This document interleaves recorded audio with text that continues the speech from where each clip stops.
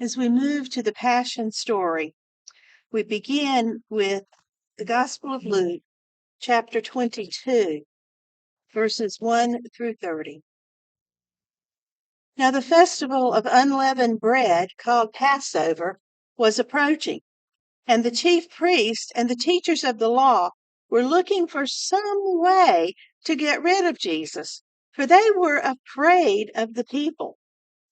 Then Satan entered Judas, called Iscariot, one of the 12. And Judas went to the chief priests and the officers of the temple guard and discussed with them how he might betray Jesus. They were delighted and agreed to give him money. He consented and watched for an opportunity to hand Jesus over to them when no crowd was present. Then came the day of unleavened bread, on which the Passover lamb had to be sacrificed. Jesus sent Peter and John, saying, "Go and make preparations for us to eat the Passover." "Where do you want us to prepare for it?" they asked. He replied, "As you enter the city, a man carrying a jar of water will meet you. Follow him to the house that he enters, and say to the owner of the house, 'The teacher asks, where is the guest room? Where may I eat the Passover with my disciples?' He will show you a large room upstairs, all furnished. Make preparations there." They left and found things just as Jesus had told them. So they prepared the Passover. When the hour came, Jesus and his apostles reclined at the table, and he said to them, "I have eagerly desired to eat this Passover with you before I suffer. For I tell you, I will not eat it again until it finds fulfillment in the kingdom of God." After taking the cup, he gave thanks and said, "Take this and divide it among you.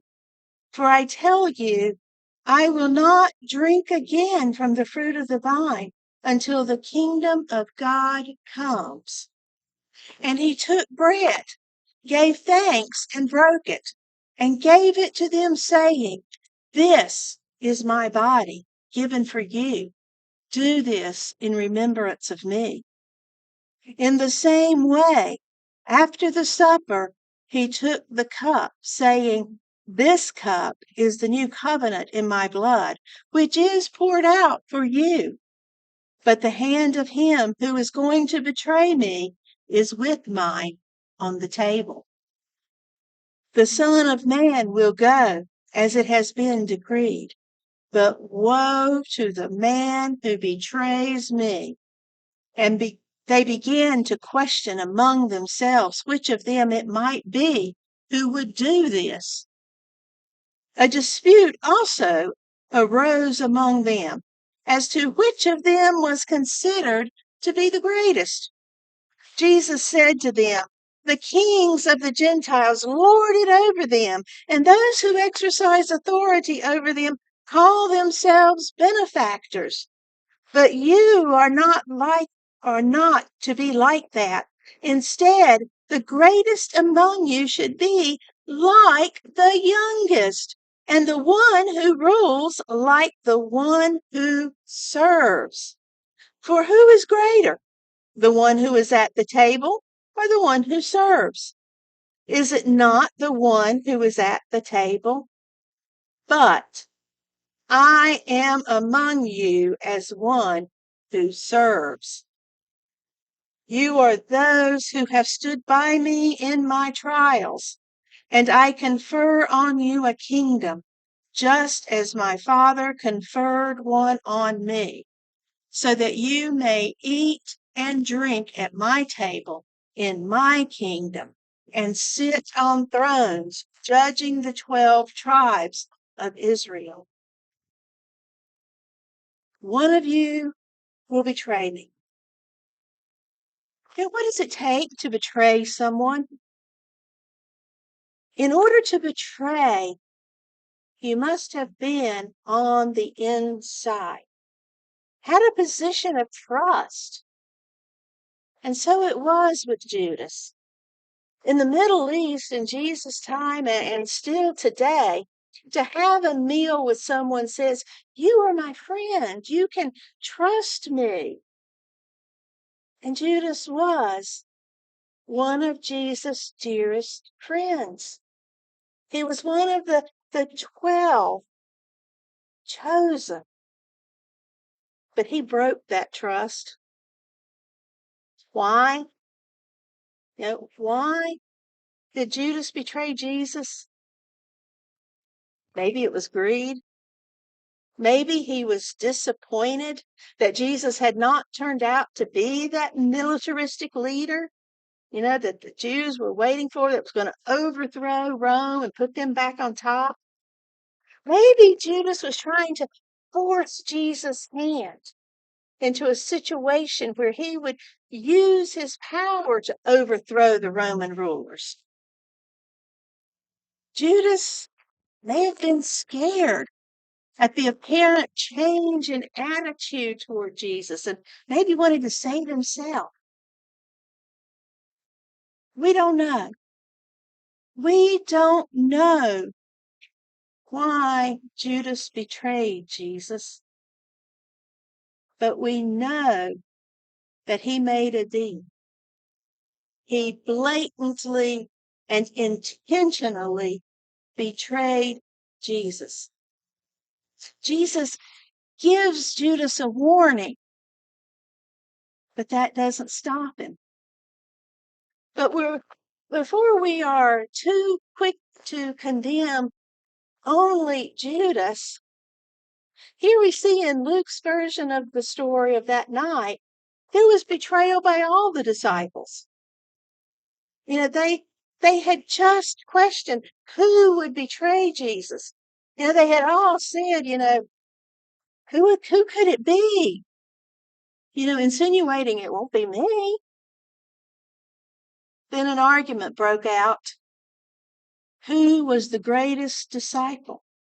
A complete contradiction to all that Jesus had tried to teach him.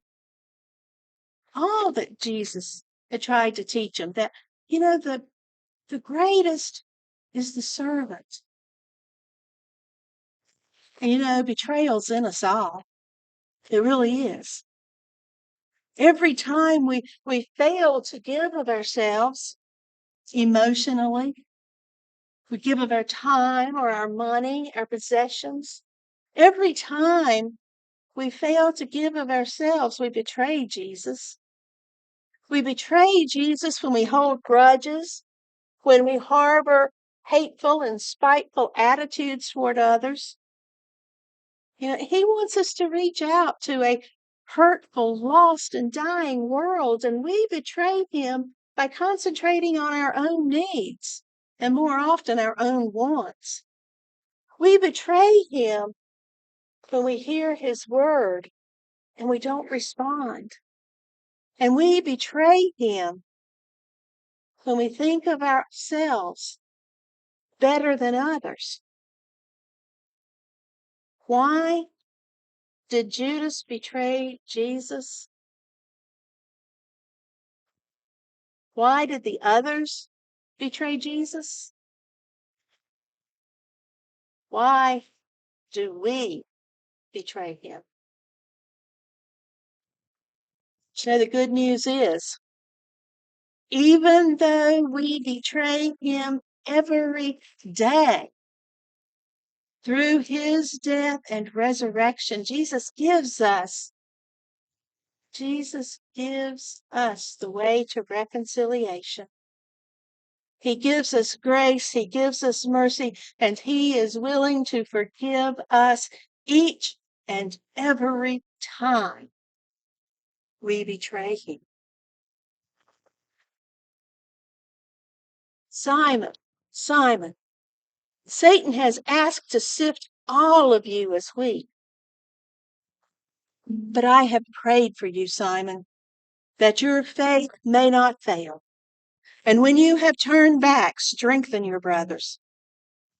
But he replied, "Lord, I am ready to go with you to prison and to death." Jesus answered, "I tell you, Peter, before the rooster crows today, you will deny me 3 times that you know me." Then Jesus asked, "When I sent you without a purse, bag, or sandals, did you lack anything?" "Nothing," they answered. He said to them, "But now, if you have a purse, take it, and also a bag. And if you don't have a sword, sell your cloak and buy one.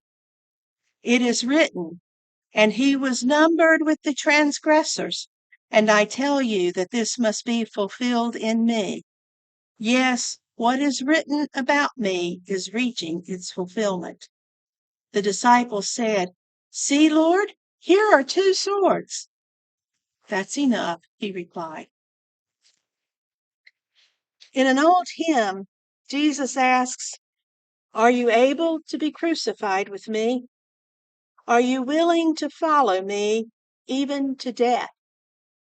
And the sturdy dreamers answered, "To the death we follow thee." It's a question for us too. How far are we willing to go to follow him? Are we willing, truly willing, to allow him to remold us, remake us, change us, change our attitudes, our opinions, our ideas, so that we are faithful disciples who will follow him? Or, like the disciples, do we say we'll follow him, but in reality are only sturdy dreamers? "Are ye able," said the Master, "to be crucified with me? It's sturdy dreams to the death."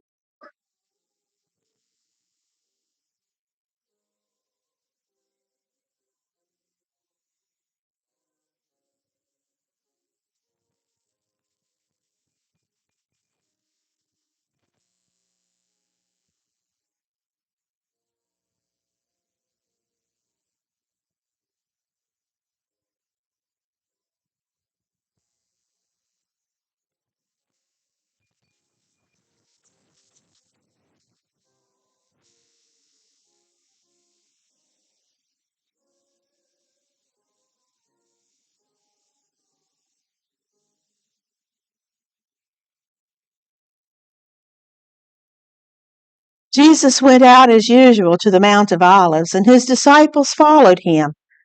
On reaching the place, he said to them, "Pray that you will not fall into temptation." He withdrew about a stone's throw beyond them, knelt down, and prayed, "Father, if you are willing, take this cup from me. Yet not my will, but yours be done." An angel from heaven appeared to him and strengthened him. And being in anguish, he prayed more earnestly, and his sweat was like drops of blood falling to the ground.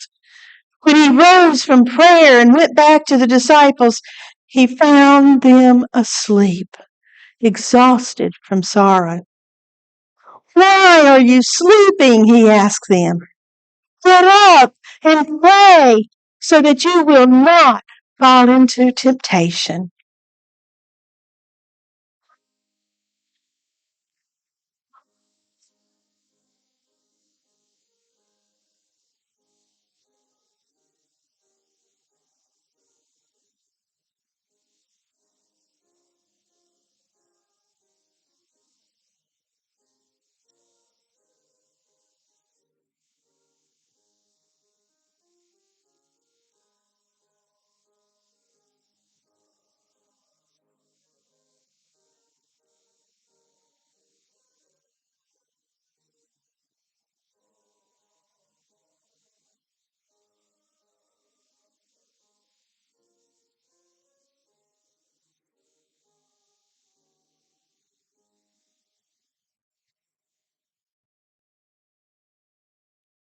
One more verse.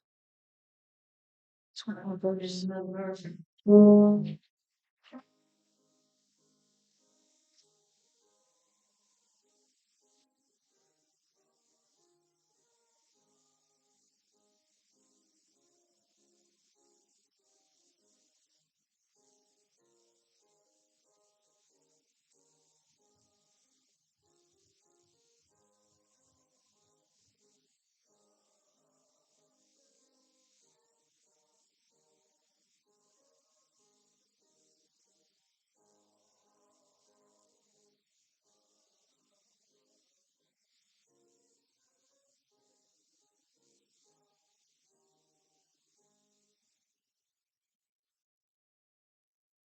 While he was still speaking, a crowd came up, and the man who was called Judas, one of the 12, was leading them.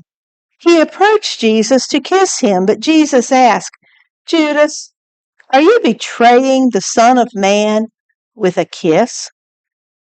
When Jesus' followers saw what was going to happen, they said, Lord, should we strike with our swords? And one of them struck the servant of the high priest, cutting off his ear. But Jesus answered, No more of this. And he touched the man's ear and healed him. Then Jesus said to the chief priests and officers of the temple guard and the elders who had come for him, Am I leading a rebellion that you have come with swords and clubs? Every day I was with you in the temple courts, and you did not lay a hand on me. But this is your hour when darkness reigns. Then seizing him, they led him away and took him into the house of the high priest. Peter followed at a distance. And when some there had kindled a fire in the middle of the courtyard and had sat down together, Peter sat down with them. A servant girl saw him seated there in the firelight. She looked closely at him and said, This man was with him. But he denied it. Woman, I don't know him, he said. A little later, someone else saw him and said, You also are one of them. I am not, Peter replied. About an hour later, another asserted, Certainly this fellow was with him, for he is a Galilean. Peter replied, Don't know what you are talking about. Just as he was speaking, a rooster crowed. The Lord turned and looked straight at Peter. Then Peter remembered the word the Lord had spoken to him. Before the rooster crows today, you will disown me 3 times. And he went outside and wept bitterly. Judas betrayed Jesus for money, and that had to hurt. John, Peter, James, they had slept when Jesus had asked them to keep watch while he prayed. More pain for Jesus that night. Then try to imagine the agony as Jesus was completely deserted by his closest friends. Peter followed, but at a distance, a safe distance. They were all betrayers. They were all deserters. They were all deniers. The same could be said for us. How often do we come? We hear his word, we make no response. Never give him another thought throughout the week. We give him no influence on our thoughts, our actions. We don't allow him to make changes within us, in our habits or our lifestyles. It's just business as usual. We desert him. How often do we want to follow Jesus but at a safe distance? We claim to follow him, and we see oppression and injustice all around us, but it's better to just keep quiet, accepting that that's just the way things are. We deny him. When Peter realizes what he has done, he wept bitterly. Peter blew it. He really blew it. Yet Jesus' love, his forgiveness, his grace was still there for Peter. And he will go on to be the rock that the church is built upon. Jesus' love, his forgiveness, his grace was still there for all the disciples. Even though they betrayed him, they deserted him, they denied him. And Jesus' love, his forgiveness, his grace are here for us. Whenever we betray him, we desert him, we deny him. No matter what we do, no matter how bad it may seem, nothing, absolutely nothing can separate us from his love. A love so strong that it was willing to go to the cross for us.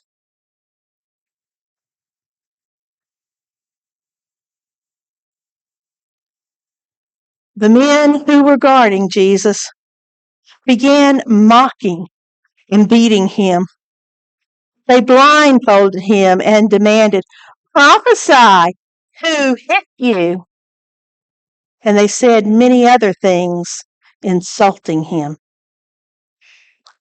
At daybreak, the council of the elders of the people, both the chief priests and teachers of the law, met together, and Jesus was led before them. "If you are the Messiah," they said, "tell us." Jesus answered, "If I tell you, you will not believe me. And if I ask you, you would not answer. But from now on, the Son of Man will be seated at the right hand of the mighty God." They all ask, "Are you then the Son of God?" He replied, "You say that I am." Then they said, "Why do we need any more testimony? We have heard it from his own lips." Then the whole assembly rose and led him off to Pilate. And they began to accuse him, saying, "We have found this man subverting our nation. He opposes payment of taxes to Caesar and claims to be Messiah, a king." So Pilate asked Jesus, "Are you the king of the Jews?" "You have said so," Jesus replied. Then Pilate announced to the chief priests and the crowd, "I find no basis for a charge against this man." But they insisted, "He stirs up the people all over Judea by his teaching. He started in Galilee and has come all the way here." On hearing this, Pilate asked if the man was a Galilean. When he learned that Jesus was under Herod's jurisdiction, he sent him back to Herod. When Herod saw Jesus, he was greatly pleased because for a long time he had been wanting to see him. From what he had heard about him, he hoped to see him perform a sign of some sort.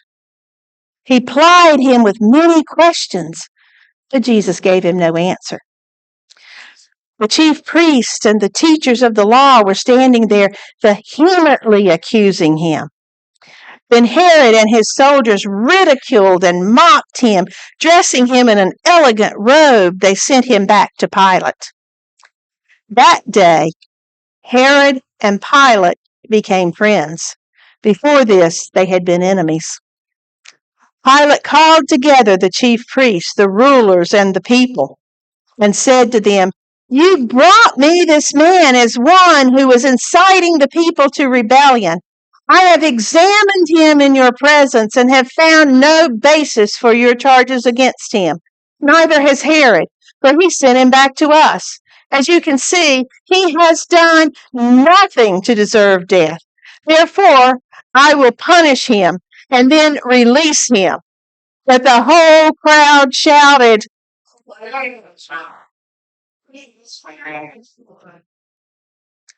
Barabbas had been thrown into prison for an insurrection in the city and for murder.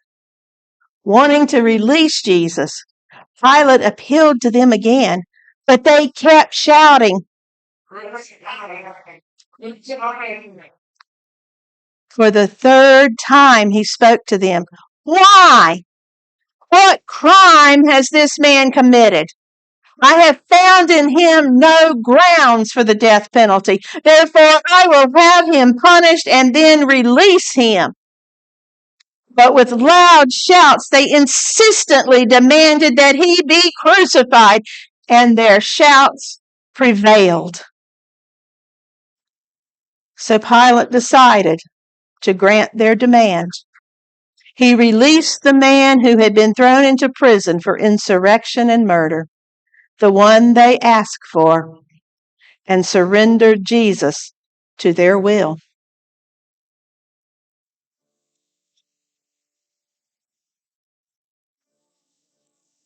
So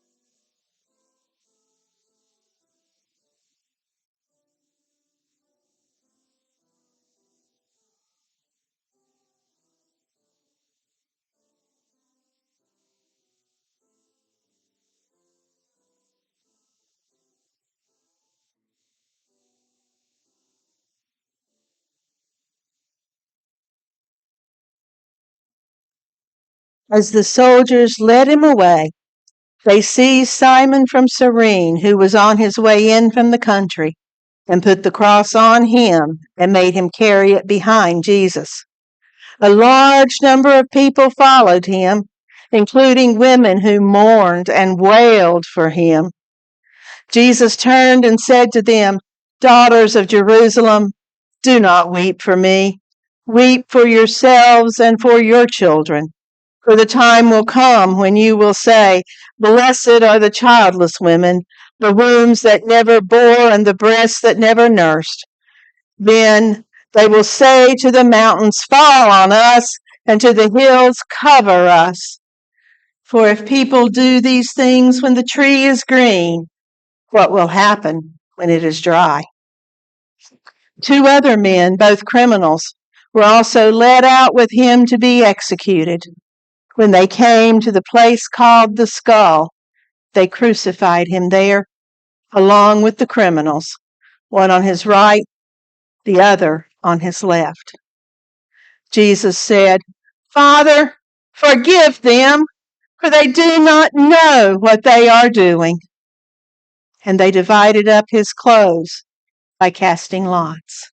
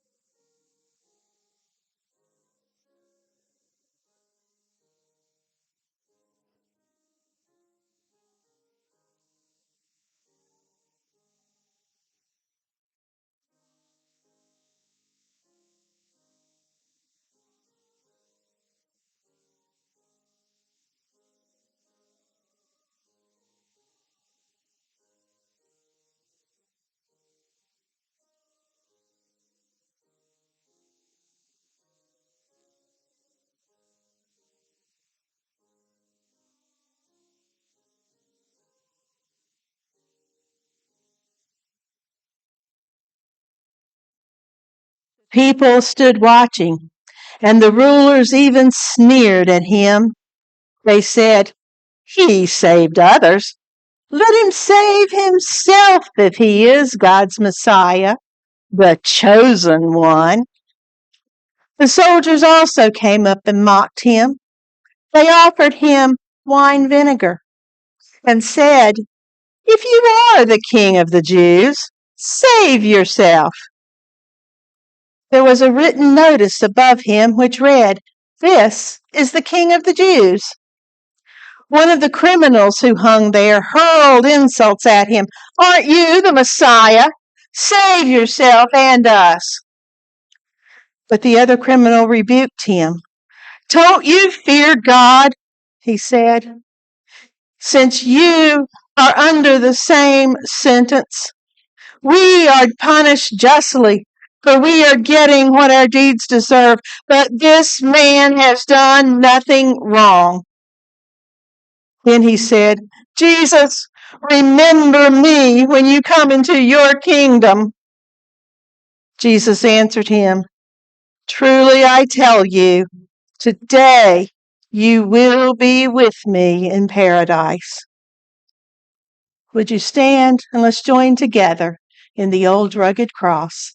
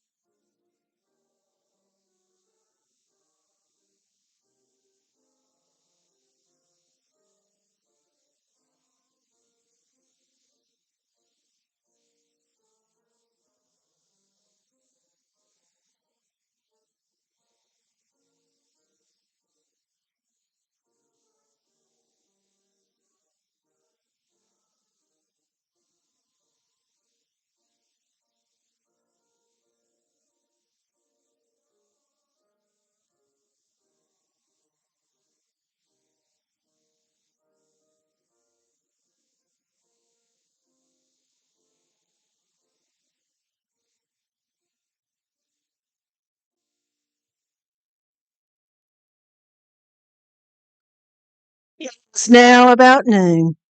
And darkness came over the whole land until 3 in the afternoon, for the sun stopped shining. The temple was torn in two.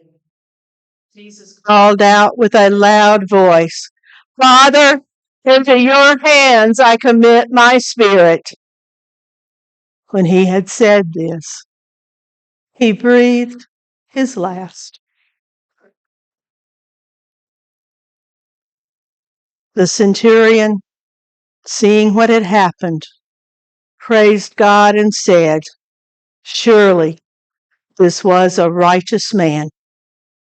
When all the people who had gathered to witness the sight saw what took place, they beat their breasts and went away. But all those who knew him, including the women who had followed him from Galilee, stood at a distance, watching these things.